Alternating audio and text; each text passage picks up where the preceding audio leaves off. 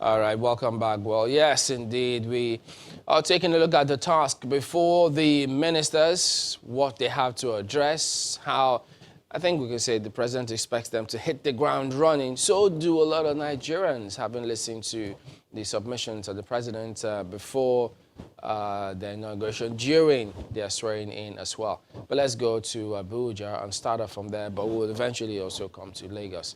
Mark? Well, thank you, Chamberlain. We're joined now by Mr. Sowunmi, who is the spokesperson of the PDP Presidential Campaign Council. You're welcome to Sunrise Daily. Thank you, Mark. It's nice to see you. It's good to see you again. Well, you have seen and you've watched as well the swearing in of the ministers. Now, some people will say, what exactly is the task ahead of them? Because sometimes what you promised might be very different from the task that is on the ground. So, for instance, you can promise to fight corruption, but perhaps the immediate task for people on the ground is to lift people out of poverty or to, get the economy back on track, things of the sort. What do you think should be the immediate priority of this new cabinet that has just been recently sworn in? Now, but let's step back a little bit. I think first things first is to, first of all, try and figure out what exactly is the underpinnings and the ideology driving the Buhari government. If you were to do a survey, most people would tell you that one of the big things that is driving them is anti-corruption. If that be true, then you have to ask, did they go through the list of the persons that they have made ministers relative to their anti-corruption perception? And if they now choose to have a reverse opinion as to what corruption means and who is corrupt and who is not corrupt, then you then ask, do they really understand precisely what they're communicating? For if you will run anti-corruption as one of your major drivers, the minimum you can do is use your appointment to make sure that anyone that has a stint of corruption around him doesn't make cabinet. But anyway, the Constitution allows him to set up his cabinet anyhow he likes it, so he's done that. The second issue I want us to talk about before we go into setting an agenda for them is, it took them from the day they won the election, February, to the 21st of August, you have exactly 180 days, if you do the calculation. That's close to 6 months. And then you ask yourself, if you're going to take 180 days to pull together a cabinet at a time when all indicators suggest that Nigeria needs to be a lot more serious about governance, development, and stability, you will expect that he'll try to give the country the kinds of people that can communicate significant hope. You wouldn't expect too many of them to be recycled. You wouldn't expect the large number of former governors there.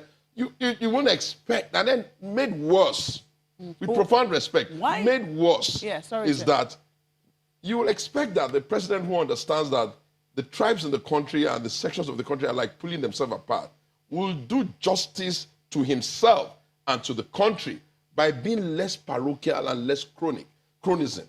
What do I mean? You cannot explain to any decent, honest, and detribalized Nigerian that suddenly the section of the country where you come from, the northwest, has the educational qualification, human capital development to justify that all other zones will have a mix of ministers and states, but your zone alone, well, it then means that you're saying that the best brains in the country comes from there.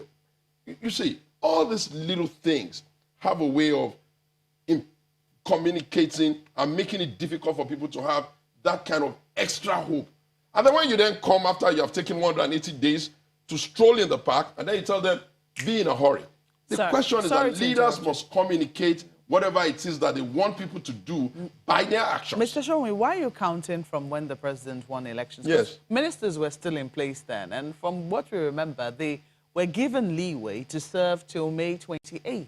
You remove 28th of May to date, and you still find out that you serve a whole lot of... So let us say... Now, a lot of Nigerians have calculated from when he was sworn in, okay. May 29. Look, you need to do what you call peer review. You do peer review, not because you want to make yourself feel bad or feel good, but so that you know where others in the world are going. We're in the 4th industrial revolution. It's a very fast revolution. You see South Africa, They form government same day. You see England, they form everybody seems to have a sense of being injecting a bit of speed. We cannot be strolling in the park. That's the first major problem. The second one is, what agenda do they want to set for themselves and for the Nigerian people? You'll ask that. I try to determine for myself what would be the things that I would expect, notwithstanding that I'm in opposition. I'll expect them to solve the issue around insecurity a lot more. But then again, I took time to go and do some research to figure out what's out there, what's the data, the one from the Nigerian Bureau of Statistics, the one from the United Nations. You know what I find? I find out that we're losing more people now, especially state actors. That means soldiers, police, and people that are normally supposed to be keeping peace than we used to in the past. And then I ask myself, why are we struggling with the obvious need for us to have a dialogue and a conversation around how do Nigerians want to be governed? Then I just say, okay, let's leave security. Maybe they'll figure that out. I then run into the misery index. The misery index is that calculation where you take unemployment, GDP, cut it all together and get a figure. We're number 6 in the world from the back. I then tell myself that, okay, if you want to reduce the misery for Nigeria, you cannot have an attitude of adding taxes, adding VAT, increasing tariffs of light. That's not the way. You need to look at what your others are doing to see how they are creating growth. You create growth by giving people the opportunity to have available capital to invest, either to participate in spending or to participate in creating things. Then you leave that. Then you listen to them and they say, okay, we're going to suddenly now take 100 million people out of poverty. You just ask, do they just like throwing figures without thinking? At the last count, we have 23.1 unemployment within the last 4 years, the worst we've ever had. And then they are saying they want to do 100 million people out of poverty in a 10 years framework. And then they throw before our face trader money, social investment scheme. Whereas the only country in the world, the modern world, that has done such a feat was China. What did China do? China followed the route of ensuring that they opened up the economy to private capital, majorly for innovation. And what are they trying to do here? They go now, at a time when everybody is saying that they're spending too much money on recurrent expenditure and we're using a lot of money to service debt, they give us the biggest and the most ballooned size of potential government. Not in this democracy have we had such numbers trying to be ministers. What exactly is the work of a minister that you're going to create so many of them? So these are the issues, some of the early issues I have for them. Well, I understand that there is a guest in Lagos who perhaps might have answers to the issues you have raised. Chamberlain? Yes, indeed, and we're going to go straight and throw it at him. He's Mr. Rotimi Fasakin. He's a member of the APC. He's also a board member of NIMASA. Thank you for coming on this morning. Thank you. You heard Mr. Sowunmi there. Thank you, everybody in the studio and the viewers. Thank you, too. I listened to my brother, Sowunmi. I could see that he was struggling to be coherent. I mean, he obviously doesn't know what he's talking about. Which one of them? I mean, my brother Sowunmi. Yeah, which of the issues doesn't he know what he's talking about? He doesn't know what he's talking about. He started with the fact that most of the persons that have made ministers, not ministerial lists now, because they have been inaugurated, that most of them have corruption cases, but he seems to forget the fact that Nigeria, the kernel of Nigeria's jurisprudence, is about you are presumed innocent until proven guilty. So you cannot, say that because somebody is being accused of corruption, so automatically he's corrupt. So on that he has goofed a great deal. So you don't come to national television to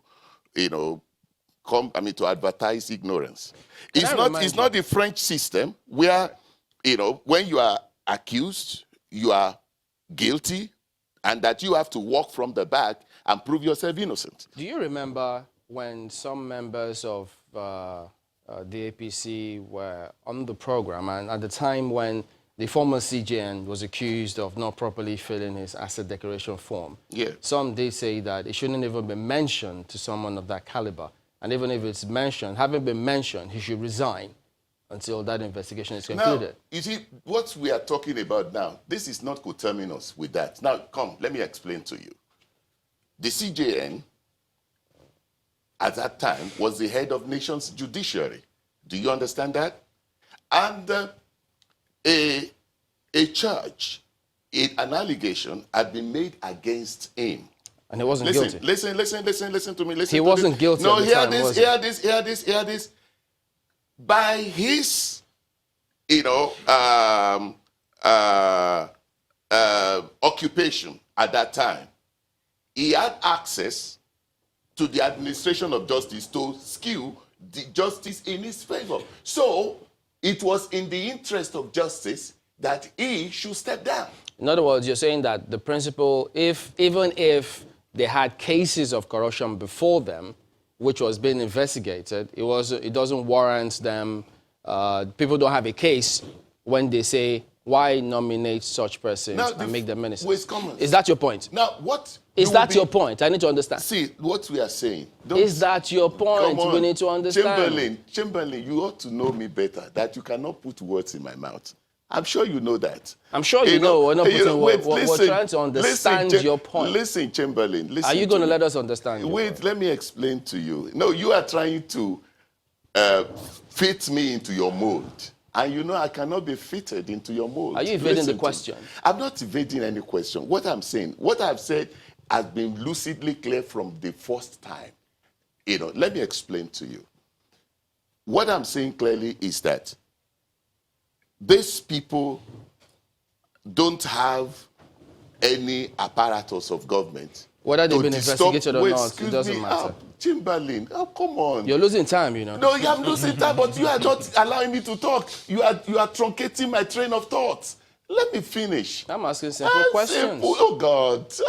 Chamberlain, you are saying, Mamma Mia, we are going. Can I ask you about, have you heard what people are saying about the current Minister of Defense, who they think that if he retired as a general 29 years ago, yes, some former service persons think, wait a minute, how is he going to fit into the current mold of our thinking, having seen 2 decades into democracy? Why go that far? The problem with some of us is that we just, we have our social media that where any people, bandy words say. No, this is not social media. This is a former army captain. That I'm giving you what some of them think. Whatever any army captain says, his opinion, his view is not sacrosanct.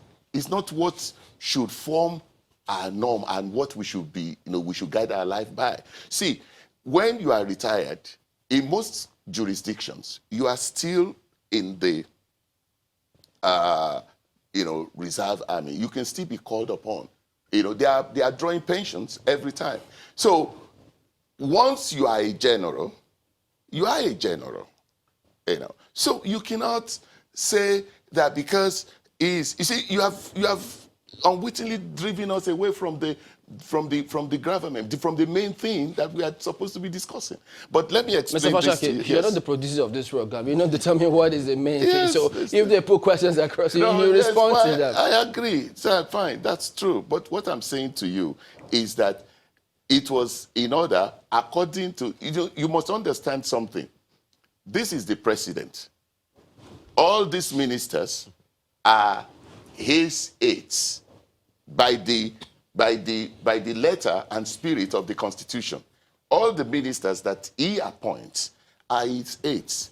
And he has the vision of what he wants to achieve and who he believes should be able to achieve it for him. We have gone through this one, yes. One of the issues that people had with that one in particular, this issue of the defense minister in particular, is that, look, if you have to go to almost 30 years back, how do we know that this fellow can handle contemporary security challenges? Let me explain to you. You see, what is largely important, is about leadership. That is why you can find you know, a Babatunde Raji Fashola, for instance, who is a lawyer, you know, being appointed to work in what you may say clearly an engineering, you know, I mean, all the ministries that he has Are you saying headed. he's not qualified to be Come in that on, position? wait. No, you are not. Look, come. That's not what we are. Why don't you allow me to finish with my? Is it deliberate that you truncate my thoughts? Listen to me. What I'm saying is that what you bring to bear in most of these appointments is the leadership acumen of the person. Listen, let me finish. It's the leadership acumen of the person. But it's the same leadership you find acumen. out that in the first time around, you know, you had a brigadier general being appointed as, you know, the defense minister, and you had serving generals who were maybe a senior. Some people, Listen to me. Let me finish. Mr. Fasakin. Let me finish. You know. So now you have a situation that the president looked at it. There were some hiccups in the former arrangement. Let's have somebody who the, you know, serving chiefs can look up to. If the leader. service So that's chiefs, the thing. if the service chiefs have to look up to this person who retired so many years ago, and some people say 29 years ago, and in the days of Abacha, and you know the same service chiefs that you're talking about had to go get drones that were made some maybe 5 or so years ago, and they now have to look up to somebody who retired almost 30 years ago. How do we know that we're going to be safe? See, let me tell you, we are just getting into postulations that do not clearly. You would hold agree water. with me, Mr. Fasakin, that these are genuine concerns that Nigerians They are not genuine concerns. They are mere show of emotionalism that, you know, that People are not have really lost that don't really have any bearing to modern realities. Listen, see, I've told you the fact that you are a general 30 years ago.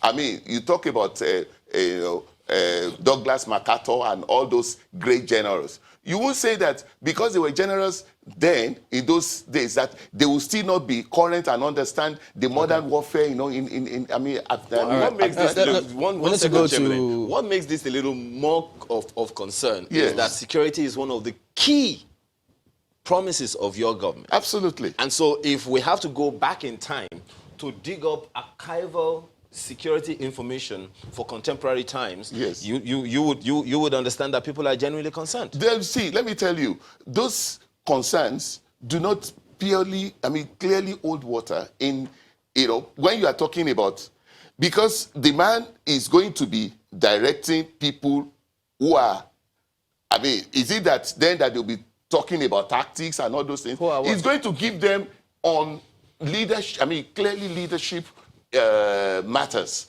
on how they should marshal things and all those. It's not going to be on the field and, you know, directing things. I want to let you finish this time. Yes. People who are what? Yeah. You said the man is going to be directing people who are. The people who are serving in the nation's armed forces, you know, that is the service chiefs. He will be directing. Those are the people that he will be directing. You know, so I've told you earlier that it is clearly the leadership acumen of this gentleman that the president has appointed him for. Okay. Let's go to Abuja now. It's going to go back and forth. Magba? Well, it's been a while in Lagos there. You heard him talk about leadership acumen. That's what has justified the reason why some of them have been appointed, if not all of them, have been appointed into the ministerial positions. And he's also talked about people are not guilty until proven by a court of law. So how do you respond to First that? things first, I sometimes look at them, especially someone like Rotimi, who I've known for a while, and I wonder, what do they feed them with when they get into APC? How can Rotimi speak the way he speaks? How do you We're mean? not talking about whether they've been convicted or they're criminals. We're saying that ultimately, one of the most important things that this particular government of Buhari stands for is anti-corruption somehow. We don't exactly agree with his approach, You can't tell the world that you are the chair of anti-corruption, and then they look at the charge sheet of your ministers. If it is not, I don't want to mention their name because I really don't want to shame them. But I think Nigerians can just take a look at the immediate past 4 years and go look at all of the issues, all of the people. Take the case of Niger Delta. My good friend, Festus, used to prosecute Akpabio. Now they're going to get to the office the next day in the morning and start hugging themselves. Sorry, I didn't really mean it. You weren't exactly corrupt. The president has to understand the greater value that a leader brings to the table is what he communicates indirectly, even more than what he communicates directly, especially for someone who usually is not exactly perfect when it comes to selection. And my friend was saying that I was incoherent. I wonder what's wrong with Rotimi. This is the external debt provider, statistic budget office. This is the number of people that have died and how they are died. The data is all over the place. And I think because they're a new cabinet, I really don't want us to delve into saying that they failed before they even start. I only said the major thing that Nigerians need to look at. You can't have South Africa set up their government almost immediately. See Ghana do the same. And then you say that 180 days is a good time for us to just think. If you have been thinking the way you ought to think, you Mr. should Sowunmi, I have questioned the basis of your 180 days, and I have said that, a lot of Nigerians would rather start from when the president was sworn in. I didn't expect him to appoint ministers before he was sworn in. Yeah. I expected him to think about them in those 180 days. So why would you count? Why would you count from when? If you he won the second tenure? Let me explain it to you. If I made you president tomorrow, if you won an election and you became president tomorrow, you already know that you're going to form government. So I expect you to start thinking about forming government. I don't expect you to come back after you finally get sworn in and then you finally bring out the government and you're bringing it. We may not agree on that, but that's my position. The other thing I want you to understand, Mark, is this. Rotimi says they bring a former retired officer from 30 years to come and run the armed forces. I think Rotimi doesn't understand how these things work. And what do I mean? With profound respect to him, you already have a situation where service chiefs are overstaying their normal expected retirement dates at the expense of other rank and file and officers who will be ready, hungry, prepared, and excited to lead the corps. You're not satisfied with that.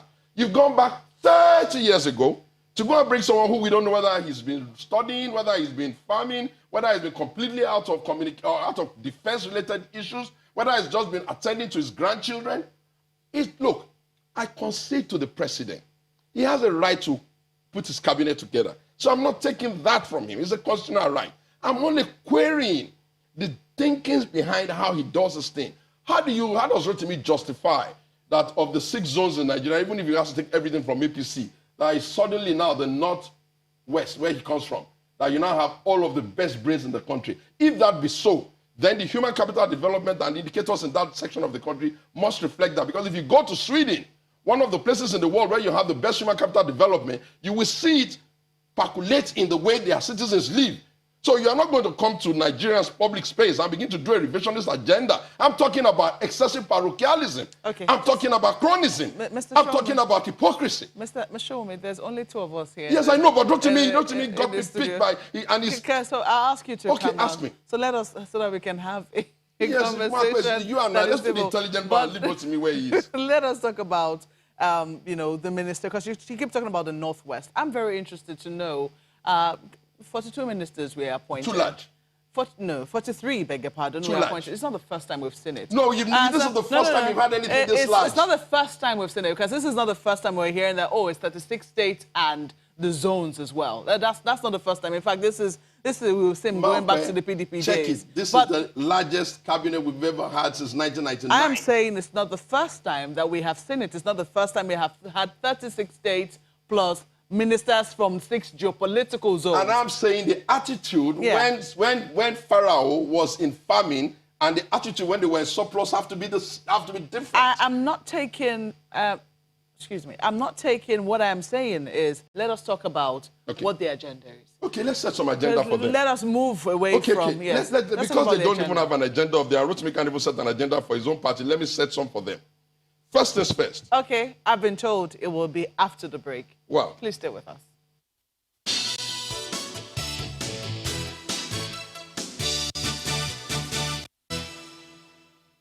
But Mr. Sowunmi is still here. His spokesperson, PDP Presidential Campaign Council. And just before we went on break. Yeah, we're trying to set agenda for them. Yes. Let me set one. Before Rotimi says it's a lie again, this is UNICEF.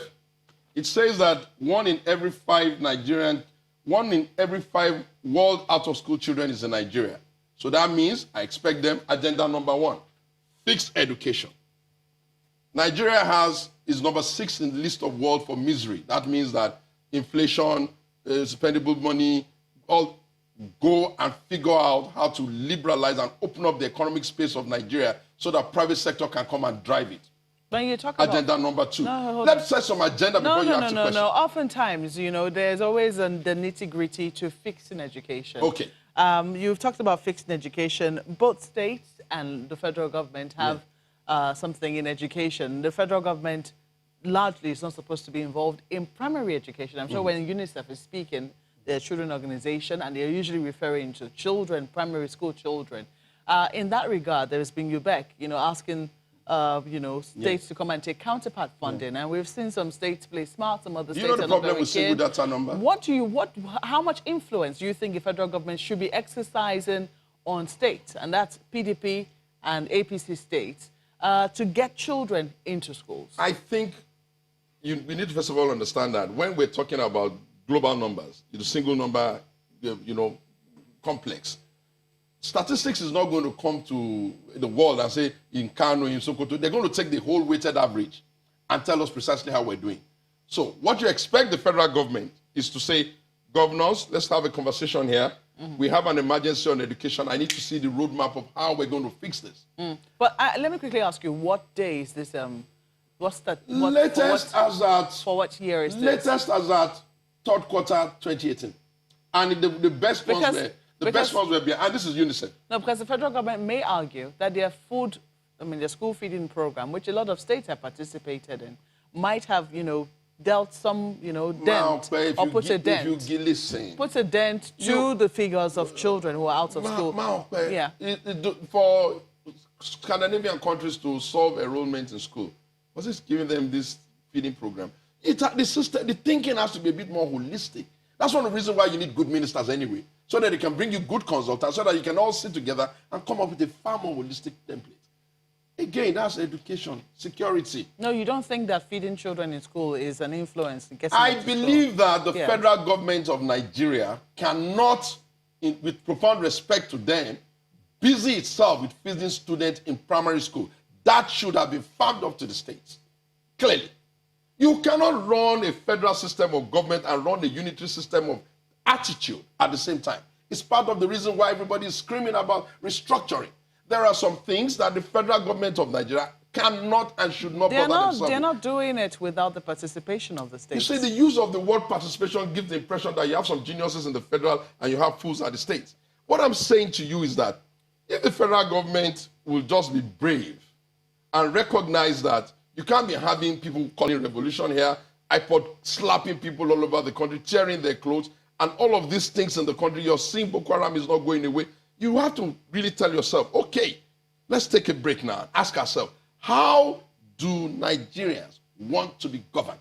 And then the conversation will then go to fiscal federalism, true federalism, and all of these issues that can make us, first of all, calm down. You know what? The problem we're having is that we're pretending to ourselves that all the nations that have imploded because the president or the leadership at that time wanted it so. No. Nations that have imploded, like Scandinavia, the Eastern Bloc countries, and even Southern Sudan, our neighbors, they imploded because they didn't pay attention to the signs that things needed to be fixed. So I'm saying set agenda for them in education. So I'm insecurity. saying, no, sorry, before you take me to insecurity, I'm asking you whether or not this school feeding program is something that is commendable. That's what I'm asking. I'm saying that it may be commendable, but I would rather that the states go figure out how to implement that. The federal government gives states money. They have EFCC, they have ICPC, they have, if they don't get busy looking after political opponents, they have more than enough coercive instrument in the hands of the government to ensure that the money they give to Have you taken a look at how the program works? I have. What they do is that they go with the state, they agree some counterpart funding, they recruit some vendors, they put them to school. When you go and look at the kinds of, no. That is the state driving it. Yeah, wait. I'm saying that is not the federal government type of policy you expect. You expect the federal government to say, guys, we have a problem with school enrollment. You guys need to fix it. The federal government have their own schools. They can feed their own people in their own schools. They don't have primary schools. Why would they bother themselves with feeding primary school students when they don't even have primary schools under their jurisdiction? That's what I'm saying. Are you aware of the effect that it could have on students who are, or pupils who are in primary school? The fact that you're not just feeding them, the fact that you're looking after the nutritional intake, the fact that it will have an effect, task that the states cannot do. The fact that it will also have an effect on poverty at that level. It's such a difficult task that the states cannot do. But let me tell you what my problem is. My problem is that I'm not saying that we shouldn't do unitary system. I'm the son of a soldier. I like unitary. But we're a federal system. A federal system requires and necessarily demands we must devolve power to the constituent parts of the country. It's an ideological differentiating point between where I stand and what they're doing and what they claim. You can't be a lie. You can't live a lie. You can't implement a lie. You can't act a lie. You can't behave like a lie and expect to get growth. Let's go to Lagos now. Gentlemen, Chimele. Well, yes, Mr. Fasakin, could you want to respond to some of the figures he's raised? Well, when I could see that my brother Sowunmi was ruffled by my initial jab at him. You see, when you know how to give and you don't know how to take, it's a real problem in boxing. Now, let's understand, let's get down to some basics that he tried to. He alluded to the fact that the president comes from northwest and that he seemed to give more priority, a lot of positions to northwest people. Let's understand something. Constitutionally, what the stipulation of the Constitution is that each state should be represented in the federal cabinet. That is the minimum. The president, made that minimum. Now, you need to understand one thing. Many of the times, many of us live in denial of the truth. We take this political correctness, and we stretch it beyond credulity, and don't understand clearly, what's. And sometimes we get ourselves into murky waters and don't really understand what we are doing. Let's understand, even from the military. In the time of the military, you find that when people plan coup, naturally, is the people that are part of that, the henchmen, the planners of that coup that you find are benefiting. For instance, in 1985, you find someone like Major Umar, being a state governor. Sorry, if I may stuff just, like that. If I may just now, if you now come to the democratic setting, okay?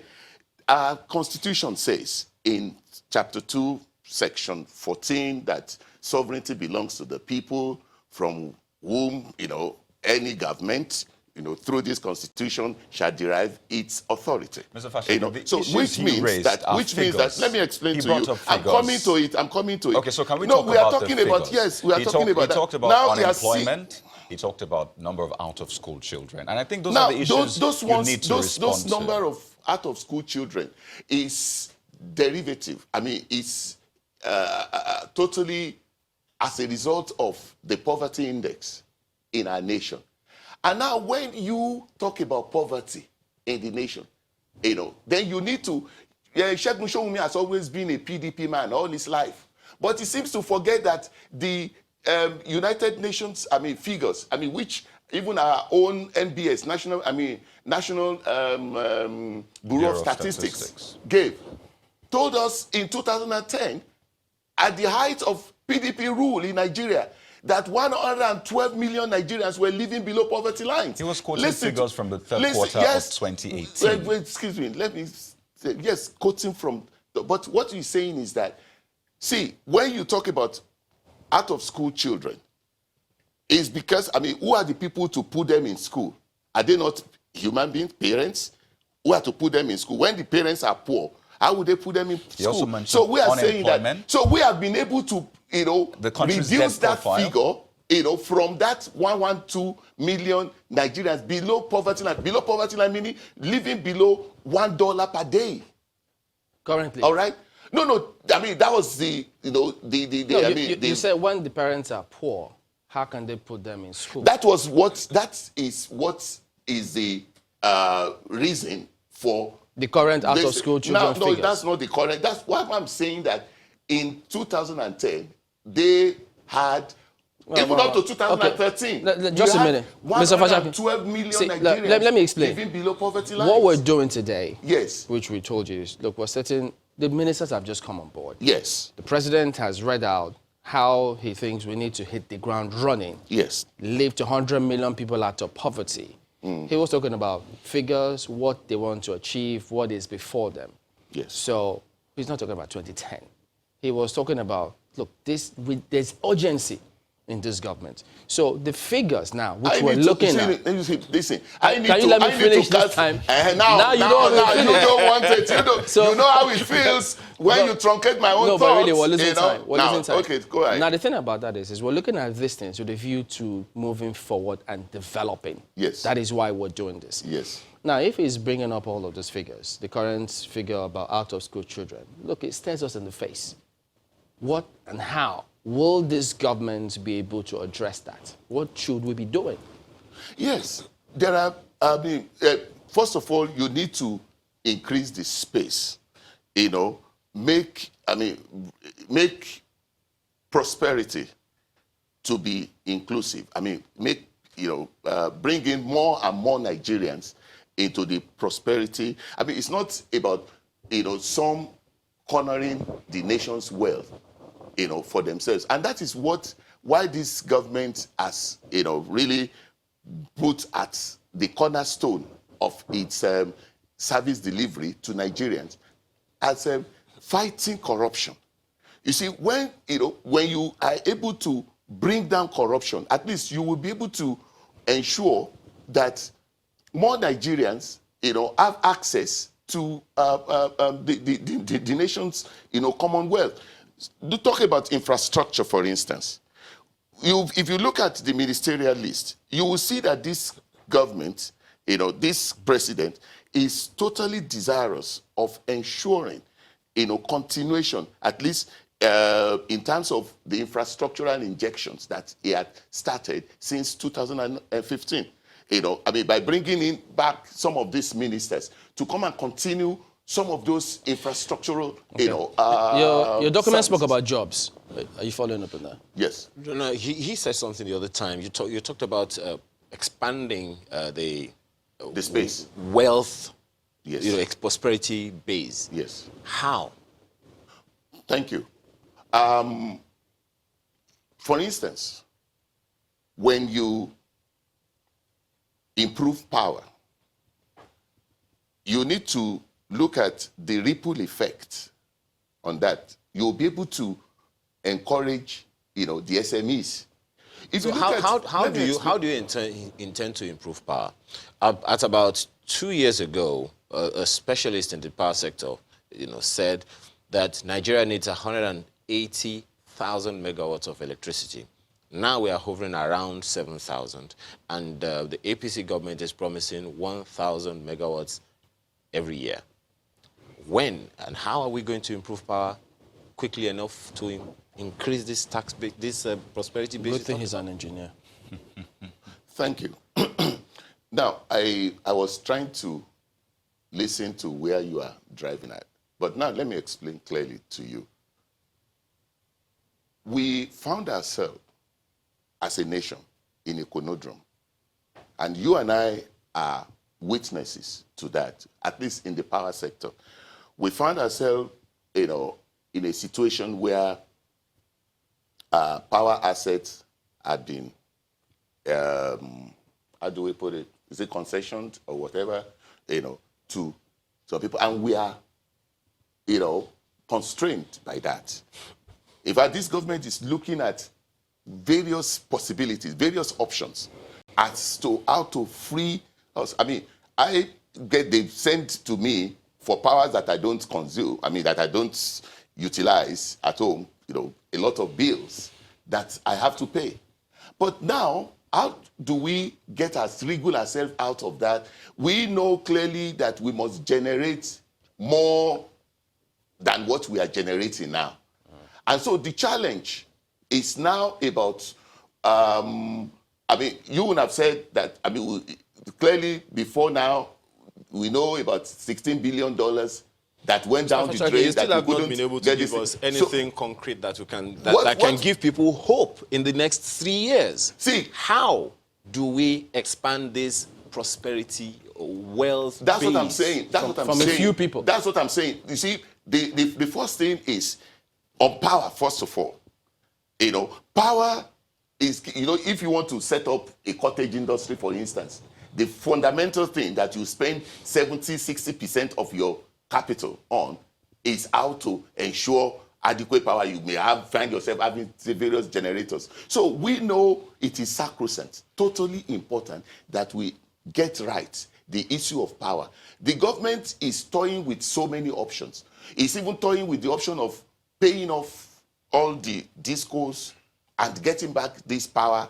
That is an option on the table, which is to show you, to tell you clearly about how serious-minded this government is in terms of tackling that very, very important. And you know that between 2015 and now, we've generated a lot more. At this time, we hit over 7. Let me talk about this. Mr. Fasakin, let me bring this to you. The unemployment. Your party has spoken about this a lot as well. But let me quickly read these figures out. It says that youth unemployment rates in the country averaged 23.63% from 2014 up until 2018. And it reached an all-time high of 38% in the second quarter of 2018. Now, the abridged version of the next level agenda, your party's next level agenda, and they speak about industrialization and jobs. They spoke about how they were going to come up with 109 special production and processing centers to support production and value additive processing. Do you think that this or your party can cut down on the unemployment, youth unemployment figures in the country? Yes, I honestly believe so. Yes, there are challenges, there are constraints of dwindling resources. But even, albeit, despite all that, we are still having a situation in which the government is opening, by ensuring that the productive sectors are, up and running, by ensuring that the construction industry, is, well catered for. What happened in the first time that we got into recession before was because you have the construction companies, folding up because of government not being able to pay, for their services. Now, after government started paying for them, and brought back the workers, on site, you find Nigeria all over. There was a time and also the power. The power and works minister, the works and the housing ministers, once said that there was a time that in each state of the federation there was a federal government road construction, going on, being executed. All those things, definitely they come with the attendant, employment figures. Now, attached. Let me try to paint a picture for you now. Yes. I was taking a look at the unemployment statistics. Now, this is a year period. In 2017, about 85.1 million people were, number of people in the labor force. This increased to 90.5 million. That's about 5 million. So let's take a look at the people that now gained employment in that same period. 69.09 million in 2017, 69.54 million in the next year. That's about 500,000 jobs pretty much created, or people that got employment. So you're looking at 500,000 people getting employment, 5 million people in need of jobs, if you understand what I'm saying, that increase. So it would appear as though the government is overwhelmed. You're not creating as much jobs, as it were, as people entering the labor force. So the question is this government perhaps overwhelmed? Let me explain something to you. If nowhere in the world do you have government creating employment. It is government creating the enabling environment. So is the government overwhelmed in that area? Listen to me. Listen to this. Go to America. The fulcrum upon which that economy is based on is on the SMEs, the small and medium scale enterprises. Those are that's the platform upon which you find employment being generated. So and why do we created. have Listen these to me. figures? Now, the question is, so why do we have these there are figures? there are many things that have to happen, that must happen to be able to improve. What we should be talking about is how do we get our SMEs up and running again? So then, how do we get the SMEs? That's a Thank question you very for much. you. Thank you very much. Thank you. That's good. That's useful. We need to also go to our laws. Currently, there is a law that every bank should set aside a certain chunk of its profit to give soft loans for the growth of SMEs. But you find that the banks don't often, adhere to that. But usually the penalty for that is almost like a slap on the wrist. So they prefer to get that slap on the wrist than giving that essential loan. So who is giving what them is this slap on the wrist? what you need to now be telling Who's yourself, responsible for that? See, wait. What you need to be telling yourself is that we are all responsible to that. Let me tell you. Excuse me. Your party Just wait. isn't the driving seat. Wait, the buck stops that we your should party be, is stable.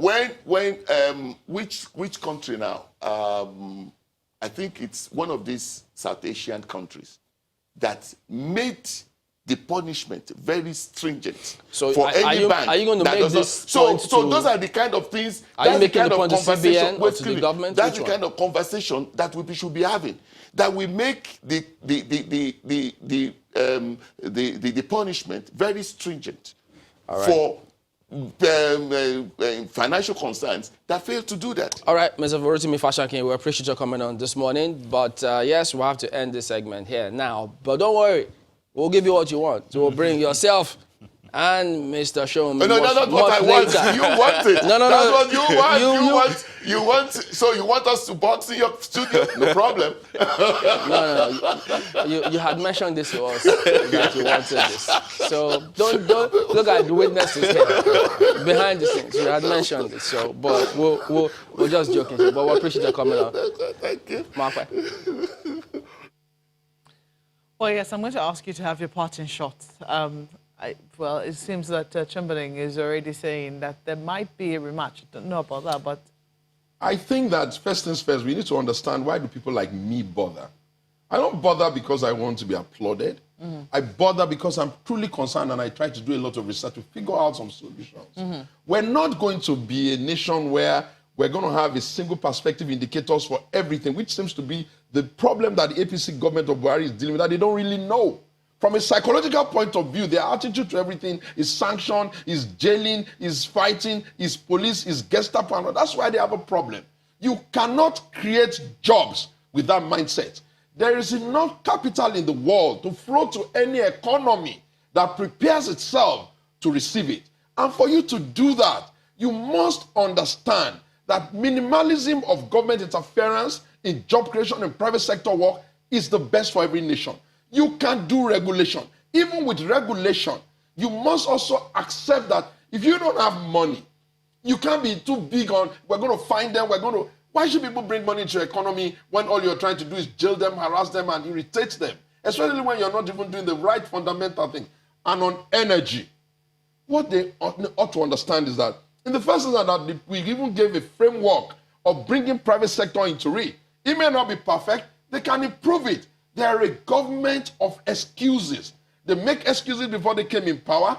They make excuses for 4 years. We're doing an evaluation of the last 4 years and giving them a roadmap and setting an agenda for the next 4 years, and they're still there making excuses. Nigeria cannot wait. The country is too miserable. People are quarreling and just pulling themselves apart. I wake up every day scared that what happens if everything just implodes in a catastrophic hypothesis, and that we must never allow. Therefore, we hope that they will quickly when you said that we must never allow, I believe that you're talking about everybody working together, Absolutely. not to allow that. Absolutely. I think it's a fine place to leave it. Mr. Sowunmi is a spokesperson, PDP Presidential Campaign Council. Sunrise Daily continues in a moment. Please stay with us.